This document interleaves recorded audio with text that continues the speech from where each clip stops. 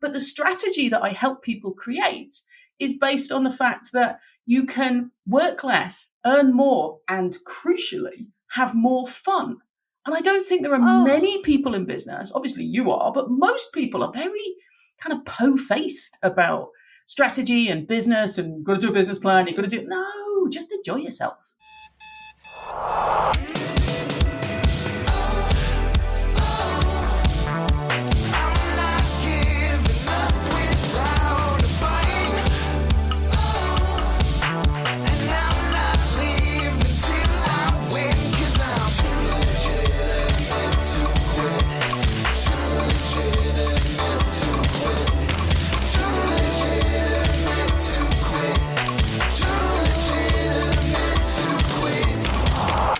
Welcome to Too Legitimate to Quit, instantly actionable small business strategies with a pop culture spin. I am your host, Annie P. Ruggles, and my guest today is the utterly fantastic Liz Scully. Liz Scully spent 20 years working on big Hollywood films. And when I mean big, she's won an Emmy and her work is multi-Oscar nominated. Now she's a business strategist and a mastermind coach and knows business can be ridiculously fun as well as highly effective. She's Irish, nomadic, and just as confused as everyone else as to why she has an English accent. Liz Scully, you have lived all over the world. You have been involved in literally every industry imaginable. You have an Emmy. Your bio doesn't even do justice for the weird ass life that you have had of all of your accomplishments, Liz Scully. So I am freaking thrilled to ask your weird and wonderful brain the question, of course, being, what do small business owners need to focus on this week? Not just this week, every week. It's got to be sales. It always has to be sales. If you don't make enough sales, you've got a really expensive hobby. And no one likes to hear it. But if you look at your bottom line and think, why don't I have more money? It'll be because you're not doing enough sales calls. Oh, yeah, 100%. If you're not making enough money in your business, that's on you. And I don't say that with judgment. There have been tons of times where I didn't make enough money in my business. But the whole reason I wound up teaching sales in the first place was because I thought I was doing everything right and I was flat broke and I didn't even notice it until I was so exhausted and looking at my clients and my clients were broke. And I was like, how is that freaking genius broke? And then I was like, oh, that freaking genius is modeling this freaking idiot. Ah, crap. I got to learn to love sales. And then I wound up teaching it. But I think you're totally right. Sales is the fuel. It's got to be. It's got to be. Because also there's that big switch that flips in your head when you realize sales isn't something you do to someone else. Mm-hmm. It is that you are out there helping people. And when you have something that you know they need, in my case, that's masterminds. I think everybody should have a mastermind. You're pretty much out in the street just forcing them on people. You seem nice. Have you got a mastermind? What about you? You're lovely. You should have a mastermind. And it stops being sales. It starts being harassment. It's true, but there comes a point where it would be rude not to tell people about the thing you've got, and that's sales. And right, sales we're not carnival barkers. You need a mastermind. You run a bus stop over here. Oprah giving out cars. You get a car. But instead it's like the pushy version. It's like, you're getting a mastermind and you're getting a mastermind. Or the realistic version of that, which is like you friend someone on social media and exactly 3 seconds later, they're like, hey, best friend, thanks so much for accepting. Here's my long form sales page. When can I expect you to become a client? I'm like, never. Never is when you can expect me to become a client. You've done no due diligence, and that's not really selling because, to your point, selling is serving. And am I being served by a commercial in my Facebook Messenger? No. Yeah, exactly. Well, particularly when they're so badly targeted that we're here to help you with your coding needs. I don't have any. Thank you very much. We're here to help you with your PPE needs. I got one that said... and it actually said founder, non-sleazy sales academy. Do you need an elite sales force of closers? And I was like, excuse me? Yeah. You just typed, "Dear founder, non-sleazy sales academy," and then you told me immediately that there's sharks and closers. Like, did you not, let alone did you not do your research? Did you not look up at what you just typed? Like, did you not do the research of paying attention to what you already wrote? But like, I think that behavior and the way that it's all been so lecherous and nasty, I think I call those different forms of sales baggage. I think that really fosters this idea of, if I'm a heart-centered, people-loving business, then I just have to wait and love them until they choose to pay me. Do you see this, Liz? Tell me more Yes. about how you see your loving, bleeding heart matriarchs deal with this. So my fabulous clients are obviously very similar to yours. They're heart-centered. They've got a fantastic gift. They really want to help people.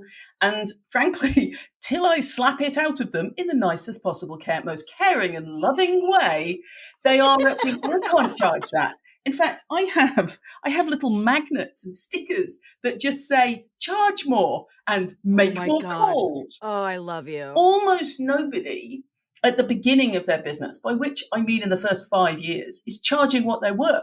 No. Because particularly if they're women, I might add. Whereas the men that come to work with me, I hate to be gendered about this, but when guys come to work with me, they'll come and say, they've had a successful career, they've done really well, maybe they'd like to start a mastermind. They're like, I don't want to be greedy, Liz. I'm like, that's great. I just want to make, $350,000 a year, just something little. Yeah, just a little bit. Only the people that were identifying as women were coming to me with that problem. No, little 350. Yeah, I mean, I could get a little 350 by next Tuesday. Also, like the timeline is so accelerated. Whereas, and you're totally right. It's not always on gender lines, but often it is, and so it's so interesting when that same CV. Same talent, same drive, and a woman, or especially a woman of color, or a non-binary person, a queer person, whatever it may be, they come and they go, well, everyone is telling me I should be making 350,000, but I guess I'm doing this wrong. So do you think maybe with hard work I could get to 3,000 a month? And it's like, oh, honey, yes. Oh, honey, of course. But for that mindset, then you say, okay, well, you could also be making more. You could be making 6,000 a month. And then those same people will go, well, I don't want to be greedy. And it's like, dude, the dude before you said, I don't want to be greedy. I want to shoot myself into the sun. Like, come on. Exactly. And it's the way we're socialized. It's society gives it that, you're nurturing and you're caring and you're looking after people, then you can't charge. That's a sort of mothering role. That's not big bucks. Where obviously it's not quite that explicit, but surely it's underwritten there. Whereas with guys, it's like, I have a legacy. It is worth a lot. I want to share that with people. And they're both really valid. I just wish that the people that were like, maybe I could make 100K a year. Yeah, maybe. And also, interestingly, as you can probably tell from my accent, I am European. 100,000 US is 76,000 European euro, right? It's such a weird amount to want to make once you start translating it into other currencies. Yes. It's almost the US to Canada ratio now for US dollars to Canadian dollars. It's like euro to US is almost that same thing. So it's like 70K for y'all, just like 100K US is about 80K Canadian. Exactly. Or no, sorry, reverse that. Yeah. And who's going to come and go, you know what I really want? I'd like to top 77. Maybe you just choose some other random number. Go on, you can do it. Oh my God, don't even get me started on random number pricing too. Like, there was a time for the 9s and the 7s. There was a time for the 9s and the 7s. Now I'm seeing 8s and 6s and 4. I'm like, yo, just give me a flat number, because to your point, by the time you add in tax and everything else, exchange rates, PayPal fees, all the other stuff, I got to pay my host, whatever. I'm not getting a round number out of these people. So I may as well charge them math they understand. 100 you can figure out. Or if you know that you're working in international currency, you can still do the math on 100 and be like, oh, that's probably about $120. Okay. Because that's the other thing is you're thinking of it as, oh, that's about 5K. That's about, like, you're thinking in round numbers already. Right. 100%. So you, as you mentioned, and I know in more detail, you have lived all over the world, and if the pandemic had not come to destroy us, you would still be living all over the world, currently in one of my favorite cities in the world, London.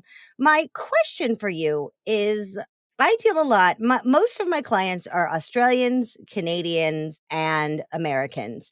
And as such, I have like the Her Majesty's Empire Light, right? I have your penal colony, I have all the nice ones, and then I have us wacky Americans. But I'm curious, having spent real time and had real roots and real experiences in places like Istanbul and Nigeria, is sales avoidance an international concept, or are there places where you've been where service and selling or even just small business ownership or creating a family legacy is viewed very differently? Oh, that's a great question. So my tweens were in Pakistan, and then the last place I had a permanent home, because I've been a nomad for about a decade, pre-pandemic, of course. Right. But I lived in India for 4 or 5 years, and there it is almost a requirement to have a little side gig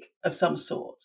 So there's you, there's the family, the wife, the kids. But if you can also, as well as your job, just improve everybody's lot by running a little something, what we would call a side hustle. And but saying that, although everyone's trying to do a little business on the side, which sounds very dodgy, that's not what I mean, but everyone's very entrepreneurial.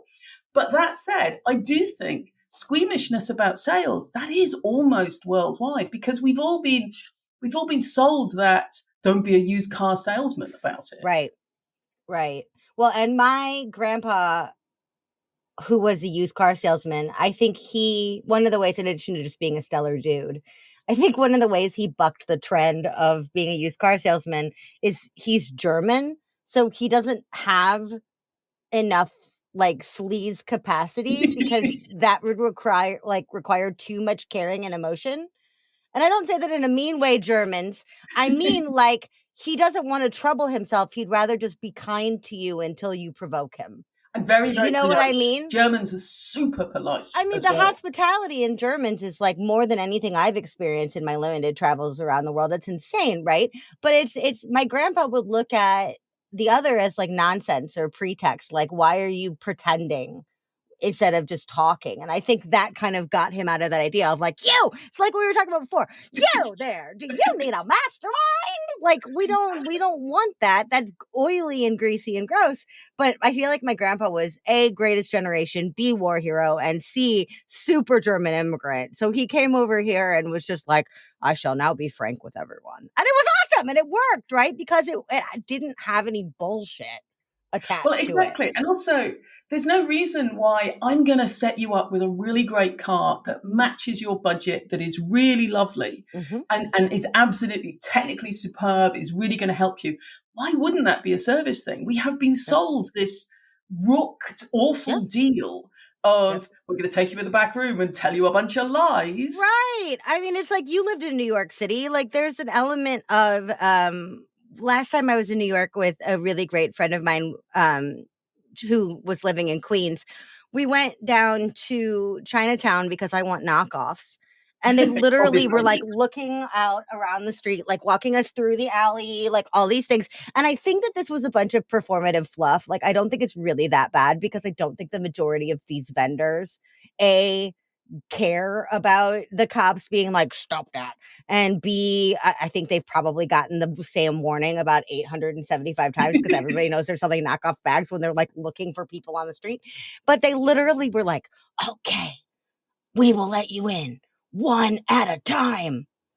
And what they would do is they would take a butter knife and like stab it in this hole in the door and like pry it open. And then at random, they'd be like, you and him, come here. And they'd like start a timer. And I'm like, this is absurd, y'all. Like, just give me my knockoff Michael Kors. You can stamp it right in front of me. I don't care. But it's funny because like that's the whole neighborhood is like, we got to give an experience of illegality. Like people need to feel like they have broken the law when they do this. And I'm like, that is a really weird flex and choice, but it totally works because I left and all day I was like telling everyone. I called my mom. I'm like, they opened the door with a butter knife. And like all of my New York friends were like, yes, you Midwestern idiot. Of course they did. Like, what else did they do? Perfect scarcity. Perfect scarcity. You get in there.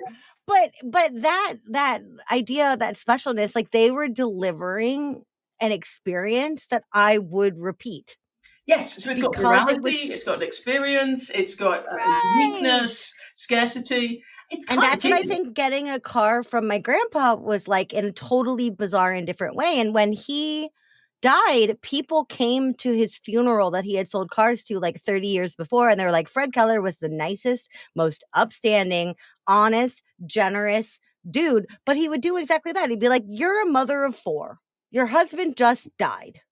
Stuff is tough. I'm not going to sell you a hot rod. I'm going to sell you a station wagon and I'm going to get you good financing on it. Like, I'm going to fix the actual need. So even though my New York example, ridiculous and notwithstanding, why is it so hard for us sometimes to not feel like we need to offer the most performative experience and instead get to the heart of the need, which in your aspect is that need for social connection? How do we hone in on offering what matters? And again, I think it comes down to that difference of, for me anyway, certainly for my clients, because sales feels like you're sitting either side of a desk. It's got that kind of confrontational side. So for me, I teach people to come round the desk. So we're sitting together and we are seeing if their problem and my solution match. So there's no kind of, I'm going to try and get this over on you. So we're sitting together looking at the problem. And I do regularly, I get on I don't even do sales calls anymore. I just sort of enthuse at people enough till eventually they go, all right, I do need it. But at that point, I regularly say to people, this program isn't for you. I don't think you're quite ready. You're not a fit for the services I need. I do, and what you need and what I do don't quite match. But most of the time, as I'm sure exactly how you teach people, by the time they speak to me, they've already self-selected to be the right kind of person. There's enough information that pulls them into the world. Yes. It's not that kind of flyering people randomly. When you're talking to people, if what they're doing matches what I need, I can help them with, which to be honest is a pretty broad stretch of things, as you say. If they happen to need a mastermind, I can help them with that. But you got a mastermind. Exactly. But also my main thing, I'm a business strategist. That is the core of what I do. I only work with people in masterminds because they are so effective. And then I teach people how to run masterminds. But the strategy that I help people create is based on the fact that you can work less, earn more, and crucially, have more fun. And I don't think there are many people in business, obviously you are, but most people are very kind of po-faced about strategy and business and you've got to do a business plan. You've got to do, no, just enjoy yourself. I love that you brought up fun because this is a product of me wanting to have fun. This very show, right? Excellent. And I've talked about it on the show itself about like, well, it's my actual authentic voice or it's allowing me to be vulnerable or blah, blah, blah, blah, blah. All of those things are totally true and valid. But at the end of the day, I'm doing this podcast, this wacky, weird, wonderful podcast for networking and fun. Oh, exactly. Yes. Because it's best. We get to be both. Like you and I in the pre-chat were like, do we get to be friends or are we just going to stalk each other? Like we get to be friends now, Liz. Exactly. We're declaring our friendship in front of the whole world. Like finally, she finally accepts my friendship. With this podcast, I thee friend. But, I think that's another form of fit, right? That's another Oh, form of completely. like, if I'm showing up in full me and I'm having fun, and you're showing up full you and you're having fun, then obviously we're going to be able to go, she's my kind of person. She's got my kind of fun going on. I should go over there. Or you're going to go, that's what she thinks is fun. That lady is weird. I'm going over here. And both of those things are totally fine because I'm getting a better glimpse of you than if you were like, hello, my name is Liz Scully. When I was 21, I worked on the International Space Station. And you'd be like, cool, nerd. Got it. That's true. I did. I didn't have a work permit either. Shh, tell no one. Oh, God, they're going to come after you now. Wee-oo, wee-oo. Here they come. Here they come. All the way from NASA. All the way over. Here they come. Like Cape Canaveral, they have left. They are flying to London. No, it's not happening. You know, self-selection is also so important. I always try to say, like, the very first thing a website needs to do is talk about them before it talks about you. And that includes on your about page, right? And one of the things I really love about your about page is it handles that. Your about page, and I said, and I mean, you have the most elaborate, extreme, industry spanning, impressive as fuck bio, and I love it. But right at the very top, before you get into any of that, it says, who is Liz Scully and why should I trust her? Right off the freaking bat, you say, why should I, meaning the prospect, the reader, trust this person? And I Exactly. think that is so key because if I go to your website and I don't see anything about me, I'm going to go look for a strategist that does have something about me, right? So I love that you brought up that idea of self-selection. What are some of the ways, especially when we're building communities, that we can aid that process along, that people can see this is a home for me or it isn't? Well, one of the most obvious ways, and this is with my branding hat on, the one of the easiest ways is have pictures of people that look like your community. That's So true. if you happen to work with people that are all a particular color, a particular gender, or a particular style, then have the images of those people. Now, I totally do not do this. I should add, if anyone rocks up at my website, they will see ludicrous pictures of 1940s film stars. Hey, Sub 1940s film stars, actually, because they're all cheap knockoff pictures, which makes them more beautiful, I have to say. But that's because I'm saying to my people, if you're the kind of person who likes this sort of pin-up stuff, something a bit weird, a bit not even weird, just downright odd. And my background is in film. So if you look at that and think, this is fabulous, then you're likely to be my kind of person. I mean, it's a little extreme. I am going to tone down my homepage a bit because at the moment it's 3 women sat on a bomb. Well, like a 1940s bomb. It's all just kind of, it's vaguely like a mastermind. it's vaguely phallic. It's Oh, yes. But it's fine. They are a mastermind. They are sitting together with a common goal. Yes, with a trajectory that they're moving towards. But also, I know I'm stretching, but I really am reaching. But the point being that if you look at all of that and think this woman's frivolous, they are obviously correct. But I wouldn't be the right person for them. Same as we were talking about swearing before the podcast started. On my sales pages, I actually say, who isn't this for? As usual, it's all the kind of, if you don't like groups, then group work isn't for you. If if it's going to be financially difficult. But one of them is, if you don't like swearing, I grew up in Dublin. I am not the person for you. I swear like a particularly well-educated sailor. No. Nope. And you can swear in how many languages? Now you're shaming me. Just the one, but consistently enthusiastic. Actually, I did once send out a newsletter that had the term kick-ass in it, and somebody unsubscribed saying, I don't have to stand for this kind of language. And I'm like, oh, A, I didn't know kick-ass was language, and B, if you actually ever met me, my favorite words are so far away from kick-ass. Oh my God. Can you imagine? Mm-hmm. I mean, my first collaborative book was banned by the Christian Bloggers Association of America. Congratulations. Thank you. Because it had the words hell and damn in it. No. And I got like a howler that was like, we will never promote this book. And I was like, I didn't ask you to.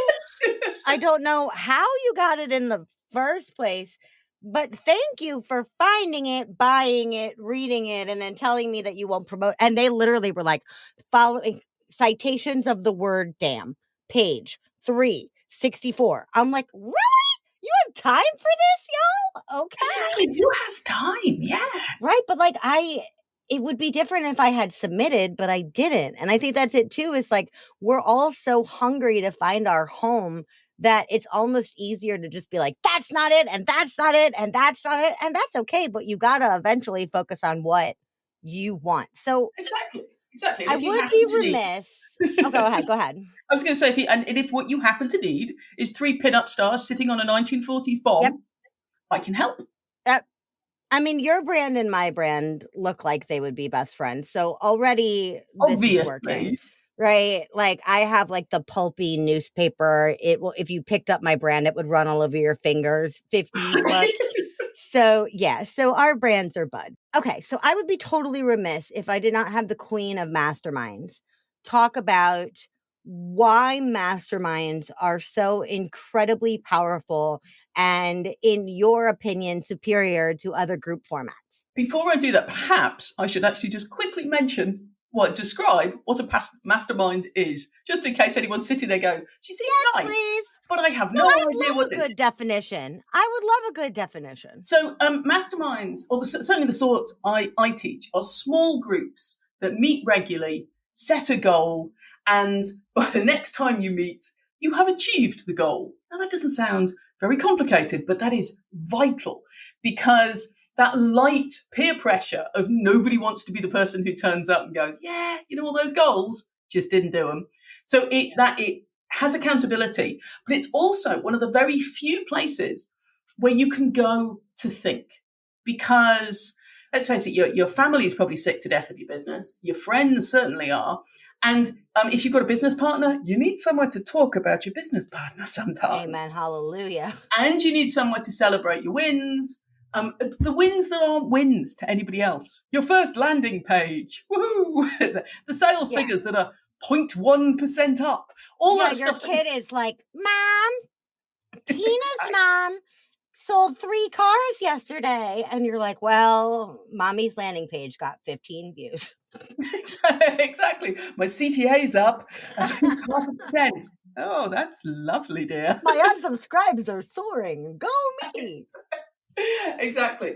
So masterminds, small groups, but one of the keys is they also have longevity, so that there really aren't many places where you can talk about stuff, but also have the same people for a long time. Because coaching tends to be for 3 months, 6 months. Whereas, although my masterminds are for specific times, maybe 3 months, 6 months, a year, but people stay in the groups for year on year on year. People have been regularly in my masterminds for 5 to 7 years because it works, because they get results. Yeah, because they're showing up with their stuff done, and they don't have to apologize for having a half-cooked idea. They don't have to apologize for having a mindset flare, right? I think one of the things I love about my calls, and I do not run a formal mastermind, and I told you could yell at me about that. But one of the things I love on my call is that they feel safe. And so there are tears on my calls because people know that they're safe. And I think that is absolutely a sign that you've curated well, that you've built a good community, that people do feel safe to say that stuff. Because let's face it, running a business is hard. And there's all that bropreneur, build a business in a weekend, write a book in your afternoon. You can build a funnel in your lunchtime. No, that's all bollocks. And what actually, even if you have a fantastic plan, you've got that great strategy session done, you've then got, now I need to do it. There's still just months and months and months of doing it. And it can be the most elegiac, wonderful thing in the world, but it can also be just appalling for long periods, or not even just appalling, just a bit dull. Oh, well, Here I am, waiting for my sales uptick. Keep doing the calls. Woohoo! Any minute.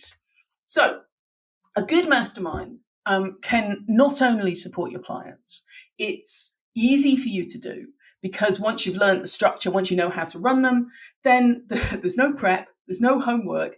And frankly, as long as you're dressed and facing the right way on the camera of 30 seconds before the call starts, you are golden. Dressed from the waist up, at least. Yeah, obviously, at least from the clavicles, actually, to be honest. You don't even need to go for the whole waist, really. Oh, my God.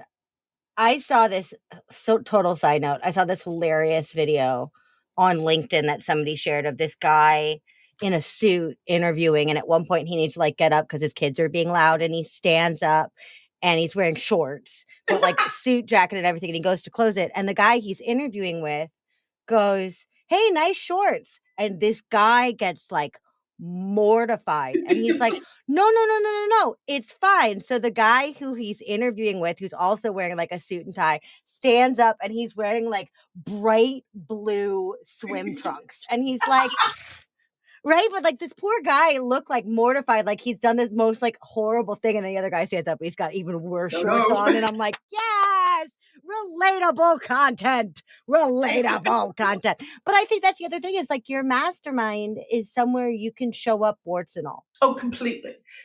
And anyone can run them. If you actually, let me recite that. As long as you like people. I was like, as long as you like need people. to like humans. I did speak to someone recently who was like, I don't like groups.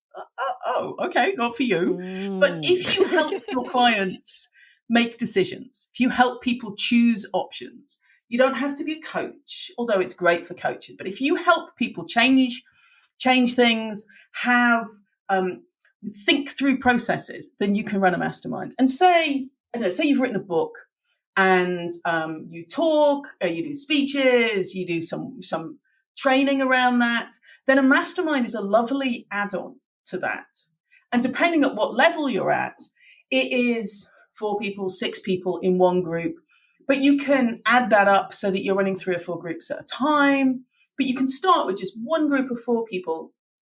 Say they pay you $5,000 for 6 months. That is a really nice, handy, helpful 20K with no homework, and you can run it on whatever theme you want. You can run it on being healthier, losing weight, strategizing, following through on the strategy you've already done. You can do it on anything. And if you've got a book or training already, run it on that. So easy. Ugh, I love this. I'm not doing any of this, and I need to do all of this. You know you should be, right? I know. It wasn't that many episodes ago that someone was like, that Elizabeth Roos was like, you should focus on reels. And I was like, God, do I do any of the homework on my own show? No, but I think, to be entirely honest, and I'd love your thoughts on this before we transition, if I can use my podcast as free coaching for myself. Of course. I don't know how to stop teaching. Okay. And so like my mastermind attempts in the past, and I have attempted in the past, just turned into more Q&A calls. I already have Q&A calls. How do I stop teaching? So the aim of a mastermind is to support people for change. Training gives them new information. So if you genuinely can't stop, just divide the training sessions from the mastermind sessions. So say you were going to teach people how to sell on the phone, and you might have a training session, which is Q&A. And in a Q&A, we're leaning forward. So you've got the information. We're writing it down. Our questions are going to be about how and what exactly should I do and what's next. They're very technical questions. But in the mastermind session, the things that come up are the emotional questions. Am I the right person to do this? Do I have the chutzpah to do this? Or all the emotional issues around sales, which, as we said, it's like very cheap psychotherapy doing sales. Suddenly, every doubt you've ever had will rise to the surface. It's a tough thing. And a mastermind is the way to go with that. And the simplest way to do that. So if you genuinely can't stop teaching, do teaching, mastermind, teaching, mastermind, teaching. Like so every other sesh. You speak last on a mastermind. Your clients, when they're in the hot seat, they'll ask a question. What about my sales script? Or, I'm thinking of hiring someone, whatever it is. Everyone else, you guide them through speaking. What do you think for the person in the hot seat? Let's call him Dave. What do you think Dave needs? And then you speak last, which stops several problems. First of all, if you speak first, there tends to be this, oh, I think what Annie thinks. Oh, that was a really good answer. So you've sort of sucked all the oxygen out of the question. Whereas if you speak last, and this is great if you're brand new to coaching, if you speak last, if you genuinely have nothing to say, which of course is not true, but if you genuinely can't think of anything to say, you can say, well, like, what a great group. You've all said amazing things. I think Jane there had Wow. something. Tanisha said something amazing. Look at Gupta there. Really knocked it out of the park. And with that session, they'll think, well, she's done a really great job. She's curated this wonderful group. And you have effectively done nothing other than show up. That sounds like a really great mastermind too, or like a law firm. Like, we are the law firm of Gupta, Tanisha, and Dave. That sounds like a great time. Well, like, here you go. I love that, and I love the idea of talking last for that exact reason, because sometimes you just want to be like, dang, that's good. And I feel like podcasting has made me particularly prepared for that kind of abdication of answering, because I'll ask someone a question and I'll be like, can I add to that? Perfect soundbite. Woo! Good job. All right, Tanisha. Wow. All right. Next question. So I feel like now that I've been, sort of professionally listening for over a year, I might be better at just sitting there and going, yeah, these people are smart. Drink my coffee and then go. Because that's the other thing is people are smart. And some of the absolute best coaching I've ever heard comes from non-professional coaches within a mastermind. Amen. Helping other people. Hallelujah. Because to your previous point, they're in the same shit. Like, exactly. They understand. They have been there day in, day out. My own freaking husband doesn't have a full understanding of what I do. And we live together and he works from home before the pandemic. Like, he was uploading some videos to YouTube for me the other day because he had some extra time. And he said to me, and I didn't know if I wanted to like smooch him or smack him. He goes, gosh, it's really occurring to me how much work you actually do. And I'm like, you're basing that on uploading like 10 videos to my YouTube? Not that I'm not ungrateful, but that is the work that you think is taking up all of my time? Hello? And then meanwhile, if you went to my very best friends who love me, adore me, and support me, and you're like, what does Annie do? They'd be like, yells? I don't know.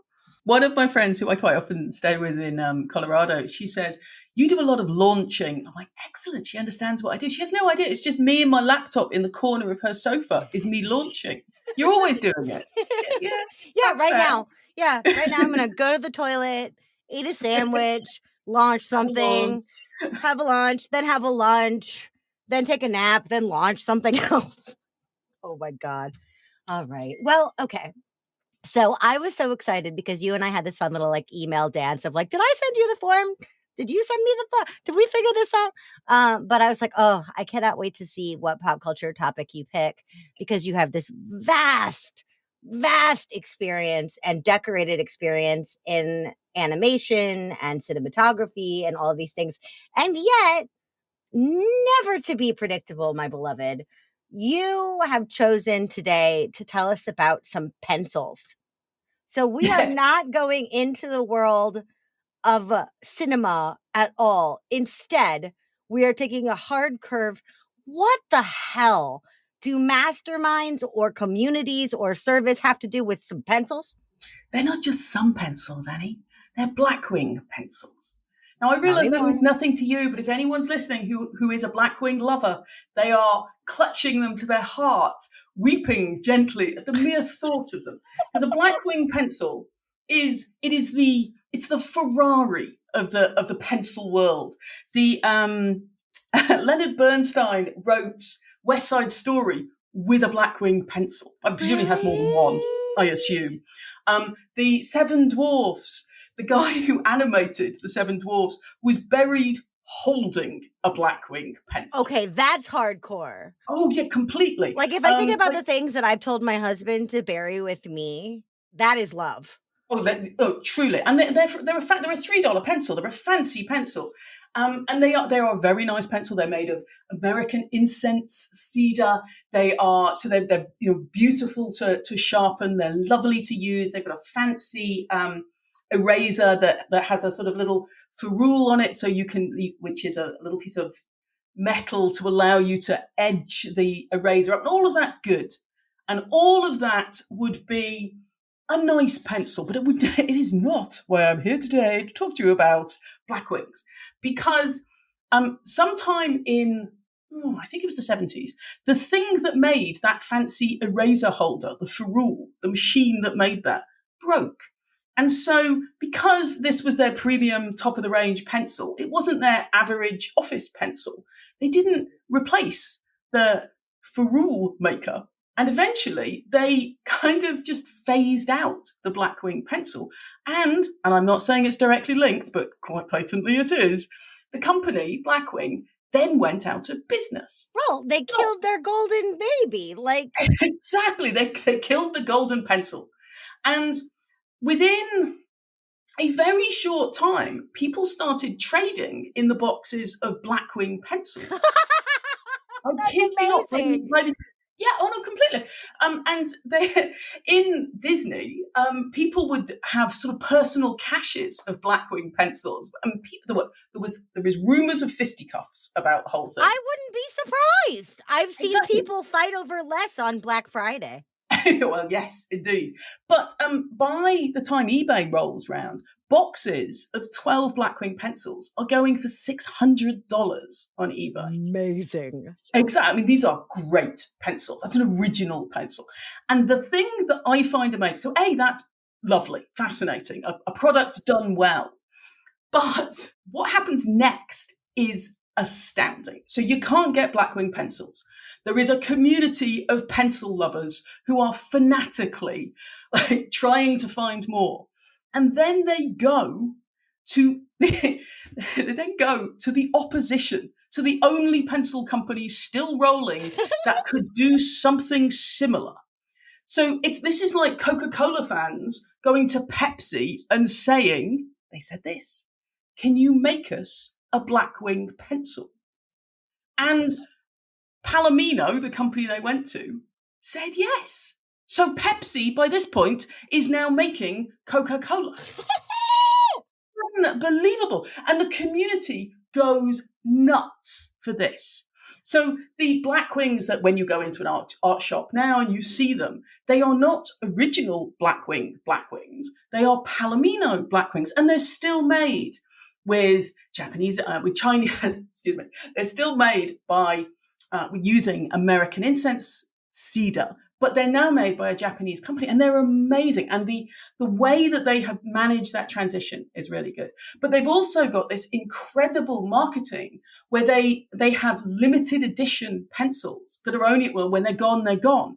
And people are even more, so you've got fanatical fans who get their product back and now can buy limited edition things. This is like everything in Comic Con. Oh my God. But in a pencil.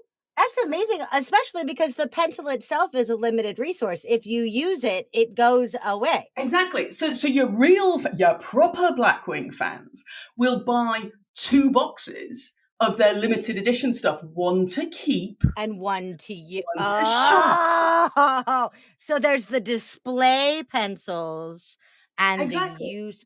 See, but that's magic. Exactly. And the Blackwing company, the Palomino company, when they send out the subscription for the Blackwing pencils, they send one for you to keep that comes in a test tube with a special label and a seal on it. Because they know they're fans. Look at that. And think of it this way. Like, how many of us don't treat ourselves like $3 pencils that become our most cherished thing, right? Like, exactly. How incredible to take yourself so seriously in such a beautiful and fun way to be like, and I will now deliver this pencil in a test tube with a scroll in it. Like, awesome, good for you. Archive pencil. But also, how wonderful to have a group of fans that love your work so much that they are clamoring for more, that a brand that is so well known that they will do anything to get more. Wouldn't we all like a brand that was that key? That a community that wanted what you did so much, they are going to storm a different company and demand it if you can't deliver it for them. Also, the brass balls on those people. to like storm into Palomino and be like, we demand your competition. I'm going to do that today. I'm going to go into a McDonald's and be like, I need a Dave's Original. And they'll be like, a what? And they'll be like, yes. And also a Whopper now. Like, what? Exactly. But how lovely. And also, I feel like that's a huge lesson. Oh, God. And now I realize what I'm about to say as I say it. Ah, shit. There's got to be some lesson there about listening to your fans and what they need. Because imagine if Palomino had said no. Like, imagine the millions of dollars in fanfare and love and devotion that they inherited by saying yes. Exactly. And it's genius. Everything about it is genius. If you only study one brand, I have to say Blackwing is a pretty strong contender. My clients want a damn mastermind. Oh, no, I got to listen to Give them one. Give them one. Oh, I will. Oh, my God. Liz, I am so, so glad that I am now friends with someone who gets choked up about pencils. Like, bless your beautiful brain, Liz Scully. I'm so glad you're in my world. All right. So I got 2 more questions for you before I release you back to your gorgeous London evening. You have taken it to task to either take a product from somewhere in the world that is not known and globalizing it, or a product that has also gone the way of basically being dead or on the verge of death, and you're going to march into a competitor and demand they make it. So either what international sensation are you making, or what dead product are you competitor reviving, Liz? It was a pencil sharpener made in India by a company called, I apologize for this, Cum, K-U-M, that is super cheap and really good. It's not the one that makes it internationally because it costs about 2 cents if you buy it retail. It is an amazing. If you only have one sharpener for your one pencil, the Cum pencil sharpener is the way to go. I would like every desk to have a little Cum on it. God, I wish we were together right now. We could fucking high five over that joke. And I love that, given the whole world, you went back to pencils. I think that says freaking everything about you, you wonderful brain. So you have created a beautiful landing page just for us, which is rethinkcentral.com/sell on social. And that has all kinds of great wonders on it. But Liz, what are the other ways, or what is your preferred way for listeners to come into your world? Well, find me on Instagram. I have 2 brands. So Rethink Central is my main brand, which is very sensible strategy and ridiculous pictures of buildings I like. And then I'm launching a new brand called Evil Coach. So if you would care to follow that and say yes, I know, cheap innuendo, fabulous strategy. So if you find me on Instagram with that, it's called Obey Evil Coach. OBEY. That's magnificent. And if you start an Evil Coach podcast, can I please be on it? I would love to let my bastard side out just a little. Oh, Liz, this has been an absolute treat. And I got to get into pencils. Like, I'm a Sharpie girl. I am converted. All right. So my homework, everybody, is pencils and masterminds. But I got to talk to Liz about what y'all's homework is. Liz Scully, thank you so freaking much for being here today. This has been an absolute delight. Thank you so much for having me. Everybody, I will be back in just a second with my final thoughts and your homework for this week.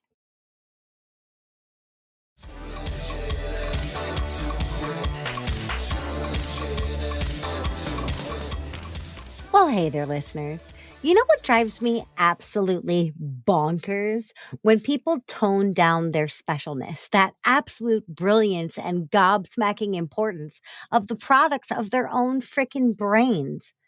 And to be honest, what makes me even crankier on top of all of this is to know that I do it too.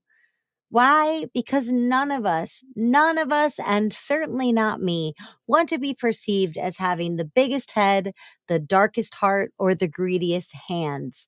None of us are sitting here like, yes, yes, come and fan me with palm fronds. It is I, your savior, the great entrepreneur. Yeah, no thanks. So instead, we swing way wide. And what we do is we treat our work, even our best work, like it's on the exceptional side of standard.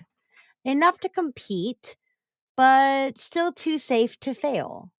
So this week, I ask you to lean into and not away from the fact that you are the human equivalent of a limited edition collector's item pencil going for nutso prices on eBay. There is simply no replacement for you. If you left the market, they would march into your competitors demanding an all new you, only to be let down. Once you acknowledge this, then your homework is to allow yourself to honor your own delightful rarity by getting extra in your own way. So here's a couple ideas. Replace the boring stock images on your websites with ones of you having a blast. Change your art to one that lights you up. Jazz up your colors to your own favorite preferences. Wake yourself up with your copywriting. If you're bored, they're bored. Replace all lackluster adjectives and wishy-washy verbs. Commit. Change up your look. Challenge yourself to wear something other than sweats this week. Whatever. Just get some magic flowing. Maybe it's not going to be a wax-sealed test tube with a scroll inside, but your brilliance demands better housing. How can you present yourself in a manner worthy of your fabulousness this week? And for bonus points, how can you have a lot of fun in the process?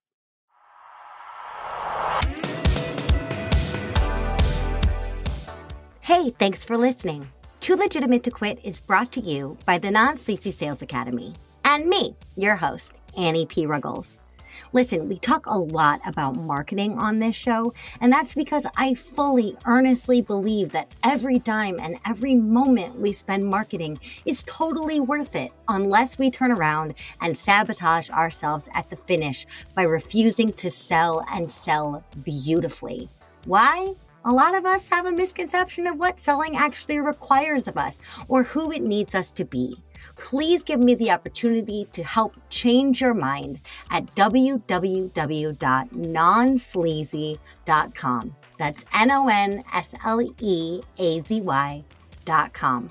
Big shout out to the fabulous dudes who help make this show what it is. My producer and editor, Andrew Sims of Hypable Impact, my composer, Riley Herbastio, and my show artist, Francois Vigneault. They're all fabulous, and I'd be glad to introduce you. Until next week, just do your best, and remember, you're too legitimate to quit.